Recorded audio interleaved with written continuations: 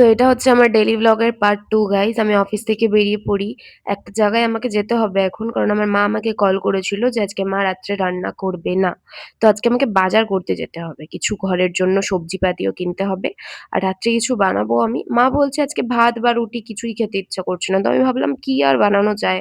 আমি ম্যাগি নিয়ে নিয়েছিলাম বাড়ির জন্য। আর আজকে আমি গোপালের জন্য অনেকগুলো জামা কিনেছি। ওর জন্য একটা দোলনা কিনেছি। অনেকদিন হয়ে গেছে ওর জন্য কিছু কেনা হয়নি। তাই জন্য ভাবলাম যে এখন কিনে নেওয়া যাক। অনেক সবজিপাতি নিয়ে আমি বাড়ি চলে এসেছি। আজকে আমাকে তাড়াতাড়ি রান্না করতে হবে কারণ কালকে আমার অফিস আছে। এসেই না গাইস আমি ক্যামেরার সামনে বসে ঢং করছিলাম। তারপরে আবার চুল আঁচড়াচ্ছিলাম। মানে আমি কি যে করতে থাকি আমি নিজেও জানি না। একা একাই হাসি, একা একাই কাঁদি যখন তখন। যখন মুড হয় একটুখানি ভিডিও দেখে নিই। আবার যখন মুড হয় ফোনটাকে ছুঁড়ে ফেলে দিই, চলে যাই কাজ করতে। আমার মুডের ওপর সবকিছু ডিপেন্ড করে। বাট তাও আমার মুড হিসাবে কেউই চলবে না। তো আমি নিজের মুডটাকে যথেষ্ট ভালো রাখারই চেষ্টা করি। তো মা চলে এসছে অফিস থেকে আর মা চলে আসার পর আমি ফ্রেশ হয়ে যাচ্ছিলাম। আমার মা না থাকলে বাড়িতে থাকতে আমার খুব ভয় লাগে একা, একা। কারণ আমি জানি না কেন?